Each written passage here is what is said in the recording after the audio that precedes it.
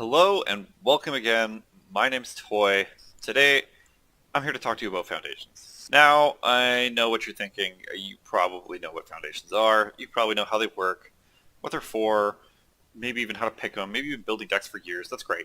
But today, I just want to talk to you about just foundations. So a question came up in the Facebook group in UFS Canada, and someone was asking, why do we run foundations? Are we running them for the effects on them? Are we running them just to pass checks? Or is it like a little bit of both? Like what's the whole deal there? And I thought it was interesting because I've kind of taken for granted what the average player understands about UFS. We don't exactly get a lot of new players in this game, although it seems to be that we're picking up a little bit, and especially with My Hero Academia right around the corner, we're probably going to see a large influx of new players, and I'm kind of just taking a step back and thinking like, hey, like, okay, why do we run foundations? What is the point? Why are they in the game, and what are they for, and that kind of stuff. As you can see on the footage running on the screen right now, UFS, the Universal Fighting System, which is the game that Universes kind of was birthed out of, they're almost identical in every way. That game was originally designed to represent a fighting game as much as it possibly could. Obviously, attacks were attacks. Momentum was our super meter that was generating as we were playing the game. But what did foundations represent? Why were foundations in there? Assets, we kind of understood. They were things like Vega's claws or unique aspects of our character, kind of like Necro or Dalsum being able to stretch out really long. Like that's kind of what our assets were. But what were the foundations? The easiest way that I've been able to teach people about foundations or tell players about them to put them into a kind of a more understandable perspective is that the foundations we put into our deck are all of the training that our character has had leading up to the point of that engagement. So everything that you've put in there is your character's training, and then whatever foundations you're playing during the game is your character recalling that training as they are in the middle of that engagement. So if you think about it that way, it kind of puts it into a little bit of an easier way to digest in your brain. That's kind of always the two sides of the coin that you're looking at when you're playing Universes, is that either you're investing your resources into engaging with the opponent, or you're investing your resources into building yourself up and putting yourself in a position where you are better suited to engage with your opponent. So that covers kind of why they're in the game or how they could have been added as a design perspective, but now let's talk about more of a mechanical side of things. Foundations serve two primary purposes, and those are the two that we've already talked about. They are either going to generate effects for us, or they're going to be used to help us pass control checks, which is the primary method for any real action to occur in the game. If we want to block attacks, we need to pass a certain threshold of a control check, and foundations help us do that. If we want to continue playing attacks, we need to pass a certain threshold of a control check as well.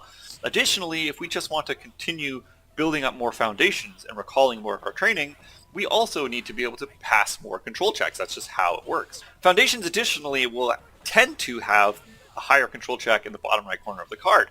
As you can see on the screen right now, they almost always have about a 5. Sometimes they'll go down to 4, sometimes they'll go up to 6, and in rare cases they'll be different numbers altogether.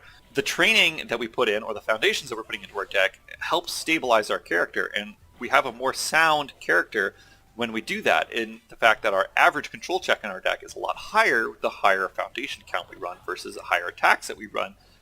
Attacks tend to have a 3 control check or a 2 control check, or in rare cases a 1 control check. And that kind of represents the fact that if your whole purpose is just to attack and be aggressive, your character's not that stable and your average control is a lot lower. Like, it's not a coincidence that it's called your control check, because it's your character's ability to control themselves in an engagement. So keeping kind of those things in mind, we understand kind of the reasons why we put a card into our deck that's a foundation. We're either putting it in for its effect, we're putting it in to help us pass checks, or we're just putting it in to increase our control. Now, one of those 3 things, actually 2 of those 3 things, every foundation can do. Almost. Some foundations do have poor control checks, but for the majority, all of them will help increase our average control, and all of them will be able to be committed to pass control checks. There are some exceptions to those rules, but we can, for the most part, assume those 2 things. So the only reason we're going to put a foundation in outside of that is for its effect. So primarily, we're going to be looking at our foundation's effects and why we put them in for that. So now something that I always try to focus on when I'm teaching new players is how to maximize the number of effects that you're going to get out of a card.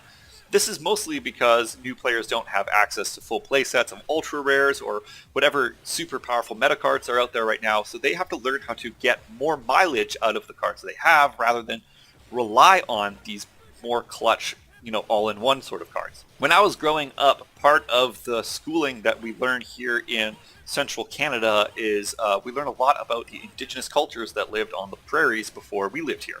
And one of the sayings that gets thrown around a lot is use every part of the buffalo. So using every part of the buffalo is something that came out of the indigenous people that lived here before us. See, they were a nomadic people, which means they moved from place to place to place, and they had to pack up everything they owned and carry it with them every single time that they moved around, because they traveled around with the buffalo, which was not only their primary food source, but also where they got a lot of their tools and their clothing and almost everything from. You see, when they hunted a buffalo and when they killed it, they didn't just take the meat and the skin from it, they used everything. They used the tongues, the tail, the teeth, they used the eyes, they used every single part of the buffalo, either got ground up, repurposed into something, consumed, or they did something with every single piece of it because they valued nature so much and they respected nature so much that they wanted to make sure that they're taking advantage of every piece that they could in order to show the most amount of respect they could for that creature. And additionally, that helped them reduce the number of bison that they needed to hunt, because then they were learning how to maximize what they could get out of each individual hunt, because who knows how many they'd be able to get at any given moment. So you'll hear me say the term use every part of the buffalo in my videos, and really what I'm talking about is when you choose a foundation or even attack or whatever that you're putting into your deck, you want to make sure that your deck can use every single part of that card, or as many parts of it as possible. You want to be maximizing the value that you get out of it. The easiest example of this would be running a foundation that has a flip cost on it, so that you can flip it, generate an effect, and then on another attack or another card you can commit it in order to help pass that check. Then finally you would have a secondary card off to the side that will destroy that first foundation for a resource, thus generating another effect. That gives you 3 uses for one foundation in one turn, and that is fantastic. Now, I'm not specifically talking about cards that have enhances that can be recurred on every single attack, as those kind of cards are going to have different functions, and getting value out of those ones is going to be different because you're going to be looking for ways to maximize their repeatable enhances in order to get the most out of them. And even in those situations, once you get into the final turn of the game where you've decided you're going to extend to defeat your opponent, understanding what attack you need to defeat your opponent with, and then still knowing that you can generate the effects on those cards and still consume them for additional resources or additional effects, is a very important thing to understand. Now, hopefully if I've done my homework, you'll see some of the examples on screen while I'm talking about this, but there's one other kind of concept that I want to talk about before I end this weird foundation ramble. So you remember what I was saying by the foundations we put in our deck being the combined training that our characters had leading up to that encounter. I just want to talk really quickly about 3 main purposes or reasons why we would put a foundation into our deck. So depending on how you design your deck and what your goal is or what your crazy idea for a build is, your deck is going to have a purpose. It's going to have something that it's trying to accomplish in game in order to defeat your opponent. Sometimes that might be executing large multiple strings. It might be throwing large throw attacks. Maybe your objective is just to defend and then have your opponent run out of cards in their deck. Whatever your goal is, the primary reason you're going to be putting foundations into your deck is to reinforce that goal or to help that goal get executed. That's reason number 1. Reason number 2 why you'd put foundations or cards into your deck is to protect that goal. So if your objective is to play large strings of multiples at your opponent, you're going to want ways that protect the enhances on those cards. You're going to want ways to prevent or negate cards like Revoke that negate enhances. You're also going to want to put cards in your deck that can preserve your momentum, as that is going to be one of the key ways that you can play those large multiple strings. And the third reason why you would likely choose a foundation to go into your deck is to protect yourself, or to extend the amount of time that you have in order to play out your purpose.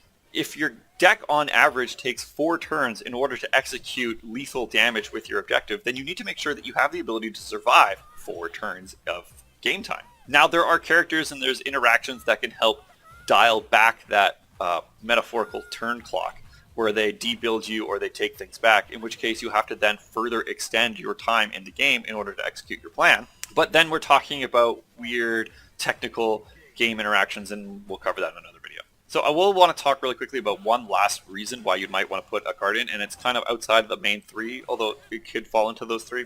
And that's to run cards to patch holes. Luke Skywalker is flying around the Death Star, and then they find out that there's this one exhaust port that they can just throw a bomb in and the entire base explodes.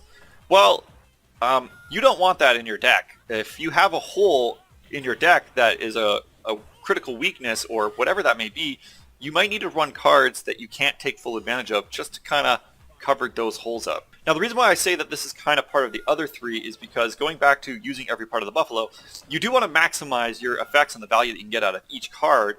However, you will be stuck in situations where once you've built your giant Death Star, that you might have tiny holes in it. And regardless of how you do it, you should cover those holes up.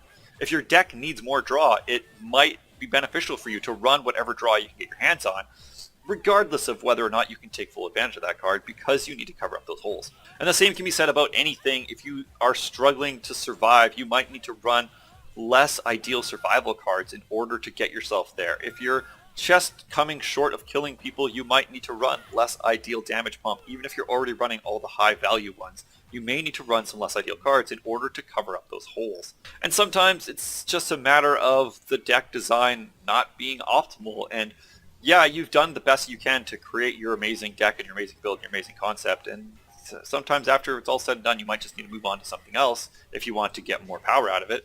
But today we're just talking about foundations and why you run them, and that's kind of all the reasons. Now, this isn't everything there is to talk about when it comes to foundations. Like, heaven forbid we could talk for hours and hours and hours just on the general idea of foundations and what they are and what they're for and the categories for them and how to generalize them and how to assign values to each one and how to maximize effects, but we'll cover tons of that stuff as we make more content here.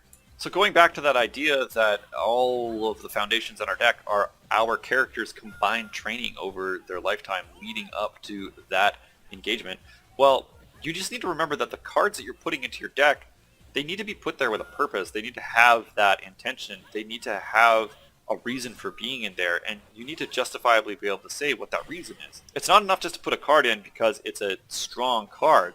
If that strong card doesn't produce an effect that your deck needs, then that strong ability is just going largely underutilized. So please understand that in terms of deck design, in terms of why foundations exist or why you're putting them in your deck, that like everything needs to serve a purpose. Everything needs to come together in order to generate this machine that you're creating that is ultimately your deck. So I guess to answer that simple question of why do we run foundations in our deck, really the answer is everything.